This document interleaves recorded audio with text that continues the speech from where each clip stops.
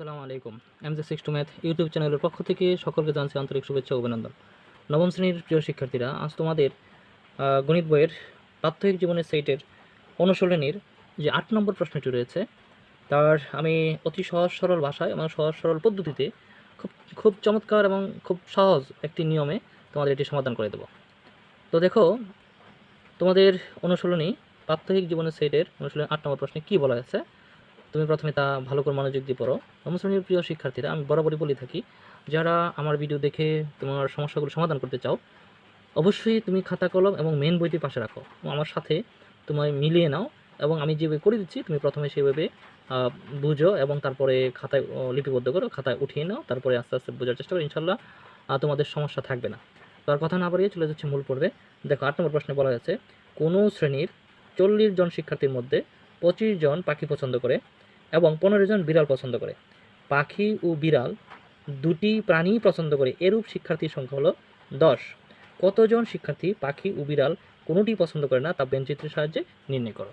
আচ্ছা, তো শিক্ষার্থীরা, তোমরা একটা জিনিস মাথায় রাখবে, ভেনচিত্র আঁকার জন্য তুমি এই অঙ্কটা সমাধান করার জন্য তুমি প্রথমে দেখবে এখানে কয়টি বিষয় নিয়ে এখানে আলোচনা করা হয়েছে।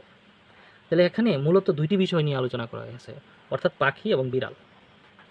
অর্থাৎ শিক্ষার্থীরা দুই ভাগে বিভক্ত, পাখি এবং বিড়াল। আচ্ছা, তাহলে এখানে দুইটা বিষয়, পাখি এবং বিড়াল। তাহলে ভেনচিত্রটা আমরা আঁকবো দুটি বৃত্ত দিয়ে, অর্থাৎ যতগুলি বিষয় থাকবে, সহজ কথা হলো যতগুলি বিষয় থাকবে ততটা বৃত্ত আঁকবে। আশা করি বিষয়টি বুঝতে পারছো। অর্থাৎ বিষয় যদি থাকে 3টি তাহলে বৃত্ত হবে 3টি, বিষয় যদি থাকে 2টি তাহলে বৃত্ত হবে 2টি। তাহলে যেহেতু এখানে পাখি এবং বিড়াল এই দুইটি বিষয় আছে, তাহলে আমার ভেনচিত্র আঁকার ক্ষেত্রে অবশ্যই 2টি বৃত্ত হবে।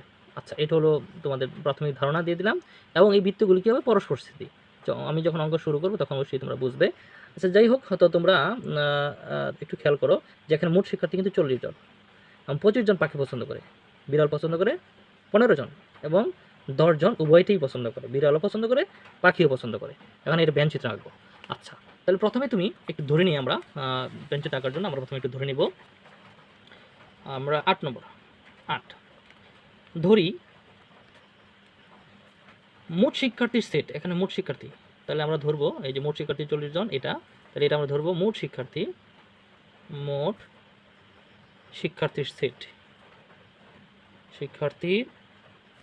সেট, সমান ধরলাম এস।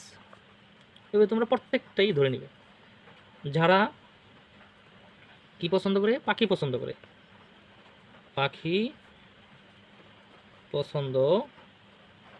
করে, তাদের সেট আমরা ধরে নিলাম। যেহেতু পাখি ইংলিশ বার্ড, তাহলে আমরা এখানে বি ধরব। এখানে অন্য কিছু ধরলে হবে, আমি আমার মতো করে ধরে নিলাম। যারা, এবং আরেকটা বিষয়, যারা কি পছন্দ করে, এই যে দেখো বিড়াল, তাহলে বিড়াল পছন্দ করে তাদের সেট কি ধরবো আমরা, বিড়াল ইংরেজি খ্যাট, তাহলে আমরা সি ধরলাম। ওকে, আচ্ছা, এবার আমরা এই যে দুইটা বিষয় এখানে বি আর সি, তার জন্য আমরা ভেনচিত্র আঁকবো। কি আঁকবো? ভেনচিত্র। তাহলে ভেনচিত্রটা আমরা কীভাবে আঁকবো, এখন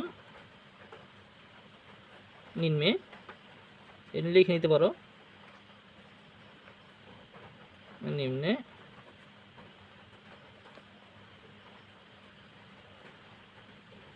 ভেনচিত্রটি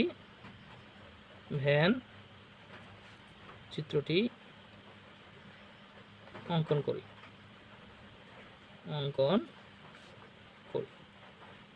এটা লিখে নিতে পারো, না লিখলে হবে, এই লাইনটা না লিখলে হবে।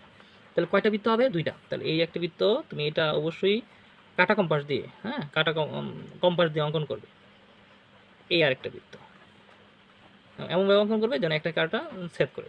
এই বৃত্তটাকে আমরা ধরলাম, ধরো বি, চিহ্নিত করলাম, আর এই বৃত্তটাকে আমরা ধরলাম সি।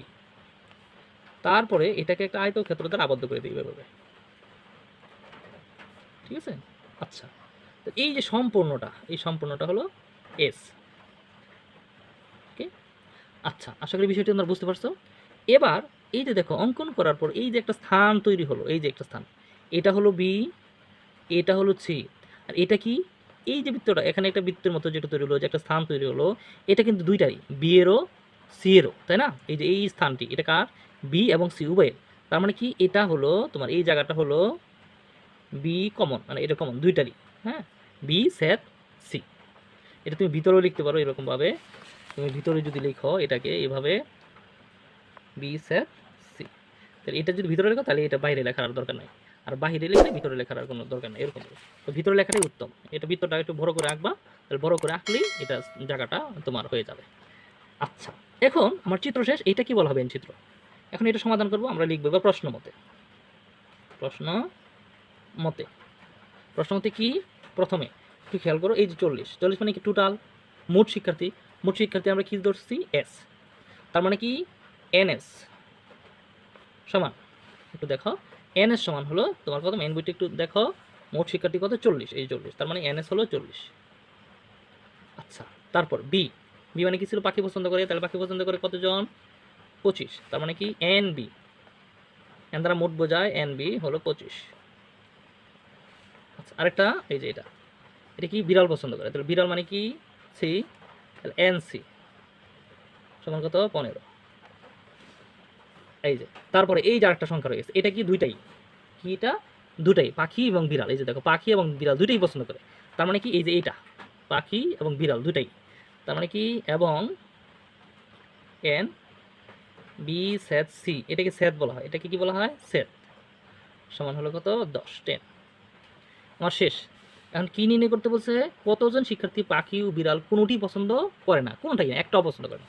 এটাকে প্রকাশ করা হয় এন বি সেট সংযোগ, এই চিহ্নটাকে বলা হয় সংযোগ, সি এই যে পূরক চিহ্ন।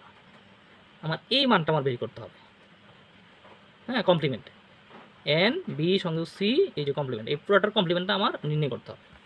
আচ্ছা, তাহলে এখন আমাদের এই মানটা বের করতে হলে এইটা সরাসরি একটা সূত্র আছে, তাহলে আমরা লিখবো এরকম, তাহলে অতএব এন, ভালো করে খেয়াল করো, বি সংযোগ সি কমপ্লিমেন্ট সমান হলো, এটা সমান, এটা সমান হলো, অর্থাৎ এই পুরো এই কমপ্লিমেন্ট যখনই থাকবে তখন মূল থেকে, মূল সংখ্যা থেকে এই অংশটা কি যাবে, বাদ যাবে। তার মানে কি বলো, মূল মানে কি এনএস, এটা থেকে বাদ যাবে এই পুরোটা, ঠিক আছে। আচ্ছা, এন বি সংযোগ সি, আশা করি বিষয়টি বুঝতে পারছো। আচ্ছা, এবার জাস্ট এটার মান আছে কিন্তু এটার মান নাই, তাহলে এটার কিন্তু আবার একটা সূত্র আছে, তাহলে আমি এটা এই জায়গায় রাখলাম, মাইনাস, এখানে দ্বিতীয় বন্ধনী দিলাম। এইটার সূত্রটা হলো, এটার একটা সূত্র আছে, এটার সূত্র হলো এন এই বি এর সাথে যাবে, মধ্যে যোগ হবে, এন আবার সি এর সাথে যাবে, ঠিক আছে। এখন আবার বিয়োগ হবে, বিয়োগ দিয়ে এটা উল্টায় লিখব, এন বি সেট সি। যদি এখানে সংযোগ না থাকে, সেট থাকতো, তাহলে এখানে সংযোগ হইতো, অর্থাৎ এখানে যে চিহ্নটা থাকবে এখানে এসে তার উল্টাটা বসবে। পাস হয়ে গেল। এখন জাস্ট আমরা মান বসাবো, তাহলে এটা মান কত, দেখো এই যে মান হলো 40, তো 40 বিয়োগ এটা মান কত, এই যে 10, 25, 25 যোগ এটা মান কত 15, এটা মান কত 10 সমান। এখন এটা এটা কি করবো, আমরা যোগ করবো, তো যোগ করলে কত হয়, প্রথম বন্ধনী দিলাম, যোগ করলে কত হয়, এটা এটা যোগ করলে 40, 25 আর 15 যোগ করলে হয় 40, বিয়োগ হলো 10, তাহলে সমান 40, 40 থেকে 10 বিয়োগ দিলে কত থাকে 30, তাহলে সমান কত হলো, কত হলো বলো, 40 থেকে 30 চলে গেলে 10, 10 জন। তার মানে কোনো খেলাই মানে কোনোটাই পছন্দ করেনি, অর্থাৎ পাখিও পছন্দ করে না, বিড়ালও পছন্দ করে না, এমন সংখ্যা কত 10 জন। তাহলে আমরা লিখবো 10 জন, এরকম লিখে দিতে পারবো। তাহলে উত্তরটা হলো উভয়টি পছন্দ করে না, হ্যাঁ, পাখি এবং বিড়াল উভয়টি পছন্দ করে না, কতজন, 10 জন। আশা করি বিষয়টি বুঝতে পারছো। ভিডিওটি শেষ পর্যন্ত দেখার জন্য তোমাদের আন্তরিক ধন্যবাদ। সামনে আরও গুরুত্বপূর্ণ ভিডিও নিয়ে হাজির হবো, সেই পর্যন্ত সবাই ভালো থাকো, সুস্থ থাকো, ধন্যবাদ।